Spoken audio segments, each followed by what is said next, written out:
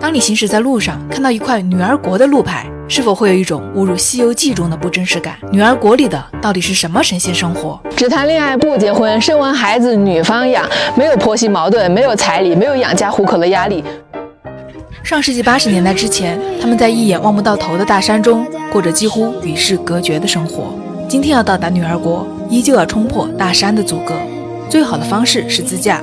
为了应对接下来的漫长山路，我特意检修了车况。之前的轮胎已经用了好几年了，有点老旧了。为了防止在山路湿滑路面上打滑发生危险，选的一款抗湿滑性、抓地力都很好，而且还很节能的轮胎。从昆明出发，7个小时后，女儿国的路牌出现在我眼前，我顿觉不妙，因为要先付70块。正当我盘算着这70块花的到底值还是不值时，我遇到了一位女儿国的男儿多吉。他一开口便心中暗叹，完了，这女儿国怎么跟想象中完全不一样啊？男人是用来保护女性的不是用来和女性产生冲突的。在摩梭的社会里面，男的和女的是平等的没有什么男尊女卑、女尊男卑这些。所以如果说有一个男人家暴虐待女性啦，这种人是整个社会都是看不起，最差劲的男人。原来是我狭隘了，女儿国的格局真够可以的，关键这摩梭人也太超前了吧。这样的观念已经伴随他们走过了千百年之久。摩梭人的这个习俗和外界不一样，我们是走婚，我们是母系大家庭，我们自己的就是母系血统的人是更亲的嘛。我们的父亲他又是另外的一个家庭，另外一个家族。女孩子在家里就是当家人整个家里的财务部长。摩梭人对待婚姻子女的观念更加独特，男不娶女不嫁的走婚，不仅不落后不随便，反而又酷又前卫。摩梭人都是2个人觉得彼此都有很好感自己决定走婚，不用跟家里面的人、自己的亲戚朋友，不用说真正的两厢情愿。2个人之间，他不需要看对方的家庭，你们家有多少财富，一点关系都没有你过你的，我过我的。孩子生下来的也是属于女方的家庭成员，没有婆媳矛盾、妯娌矛盾、姑嫂矛盾、经济矛盾。传统的摩梭生活似乎与外界形成了镜像反转，很多原本以为理所当然的事情，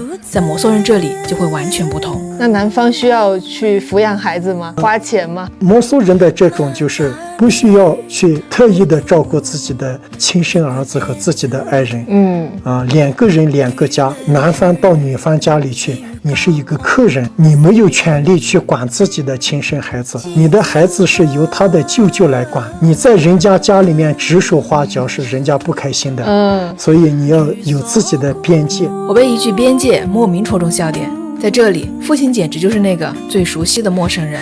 在摩梭母系大家庭中，规则秩序自成一派。比如说生孩子的话，像在以前就是有重男轻女嘛，那摩梭人他是不是反过来的呢？我们经常看到的就是如果说生了一个男孩子可能很平常，但是说生了一个女孩子整个家里面的人都然后就跳起来鼓掌这样这个现象是有的。那么家里面女性越多生的孩子越多，家庭就人丁兴旺。听了多吉的一番话，我越发好奇，为何这片土地上滋养出了传承至现代的母系大家庭？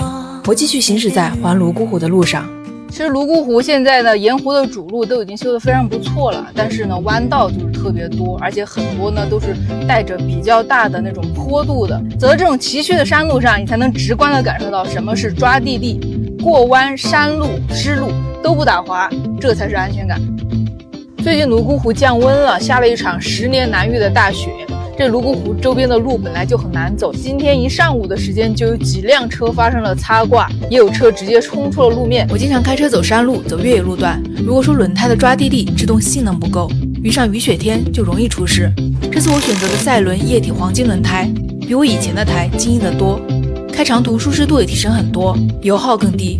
这次遇到了10年一遇的泸沽湖大雪，依旧安全顺利地完成了探索。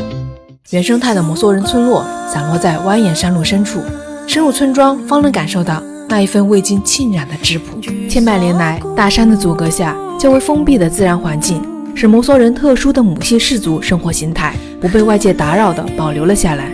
泸沽湖地处游牧文明与农耕文明的交界处，耕种、放牧、渔猎，多种生存方式并存，但生产力水平不高，致使一个家庭需要大量的劳动力共同协作才能安居乐业。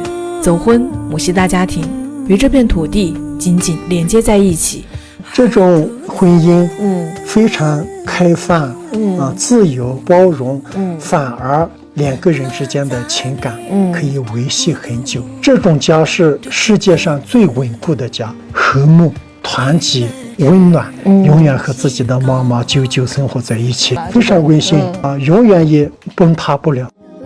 这里确实不是什么想象中的女儿国，在我看来，它是一面可以化解婚姻、生育、生存压力的镜子。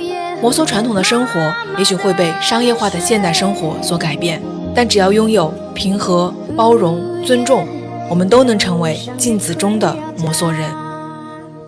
这是一个让我相信仙界真的存在的地方。传说中喜马拉雅山脉深处有一块神奇的宝地，那里的动物和植物都很反常，还能见到地球上其他任何地方都难见到的画面。为了找到它，我开着车在喜马拉雅的环抱中一直走，直到我差一点都出了中国版图。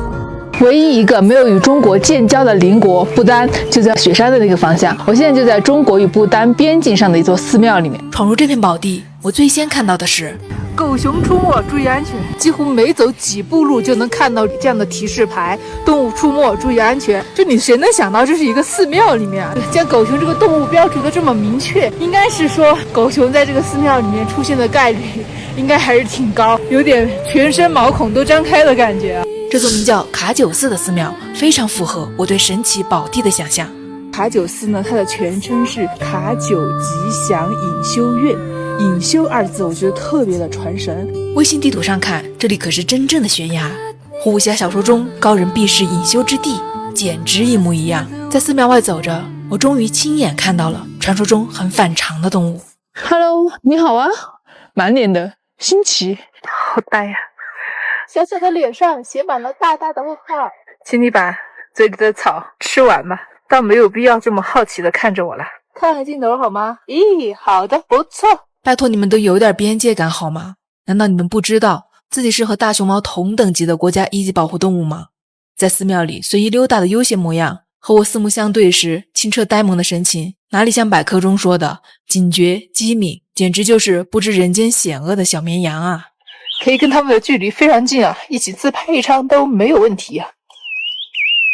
我从来没有听过这么好听的鸟叫声，我第一次从鸟的叫声上真正的体会到了美妙这种感觉，到底是一种什么样的鸟啊？没有亲眼看到这一幕，谁也不会相信一只鸡能美成这样。哇，真的好漂亮啊！它的颜色特别丰富，丰富的就像一幅油画一样。靠近它，我不由自主的说话的声音都要变小一点。它就是传说中的九色神鸟，学名棕尾红雉，美丽且稀少，也是国家一级保护动物。在地球上其他任何地方你都极难见到它，而在卡九寺，它就在你脚边慢慢的溜达。上面还有工人在施工，就是它离人类活动非常非常的近，它一点也不害怕人。这也太违反常理了。按道理说，越是稀有的野生动物，生活的区域离人类活动越远，也就越害怕人类。而这片宝地上就不按常理出牌了。更离谱的还有这些，还有雪豹、猞猁、熊、黄羊、雪雉、黑麝等众多珍稀动物。他说这个稀呢，倒也没错啊，需要非常珍惜对待的动物。难道这里真有某种灵性？野生动物扎堆儿，一点也不怕人。在寺庙里走着走着，我又发现了另一个反常的现象。可能这样一棵树放在其他地方真的是太普通不过了，但是这棵树放在这儿，它是非常的特殊，因为现在这个地方海拔4000多米，海拔越高，水分、温度、大气含氧量等条件就越差，生物越难生存。在西藏，其他海拔4000多米的地方，你甚至很难看到一棵大树，而在卡九寺却奇异地出现了很多不同品种的树木。这里难道真的有灵性？不仅动物爱来，连植物也爱来。为了探寻灵性的秘密，我决定在这里住一晚，看看究竟怎么回事。第二天一早，我就被眼前的景象惊艳了。这种感觉真的是犹如在仙境中。但是现在你能看到的是，这个我们现在所在的高度和周围这些山地云雾笼罩的高度是一样的，就好像我们人也在这个云雾中一样。我们只是一个凡人来到这儿，我感觉这种遁入这种仙境的感觉，就是精神状态也能让人感觉焕然一新啊！觉得在这住一晚真的是太值了。云雾就在我眼前翻腾，我自己好像也成了仙境中的神仙。原来这里灵性的秘密就藏在眼前的云雾里。因为这个地方的地理环境非常的特殊，这个地方是面朝着不丹，朝着印度洋暖流的一个方向，也是印度洋暖流在这个喜马拉雅的这个方向能够到深入的一个最后的一块土地。所以在这个地方，即使是海拔特别高，但是还是能够看到非常丰富的植物。地理书上的印度洋暖流在此刻具象化了，它化作了眼前的云雾，将原本不适宜生存的海拔4000米滋润出一片灵性之地。再加上寺庙里的僧人们经常投喂，本应萧索荒芜的海拔4000米之上出现的这片反常的宝地。我身后晴空万里，但是这一边朝着不丹方向是完全是云雾笼罩了，一点太阳光都看不着。看我头顶上已经下起了雪，一山有4季，眼睛所能看到的范围内都有三四种不同的天气。5次自驾深入西藏，每次都在打开新世界的大门。喜马拉雅，地图上简单的一瞥，于我而言是车轮下、脚步下翻不完的一页。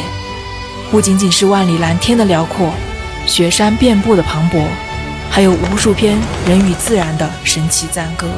西藏能满足你对神奇自然的所有想象，也能孕育出想象力之外的反常宝地。然而反常才是常态，才是我一次又一次出发的理由。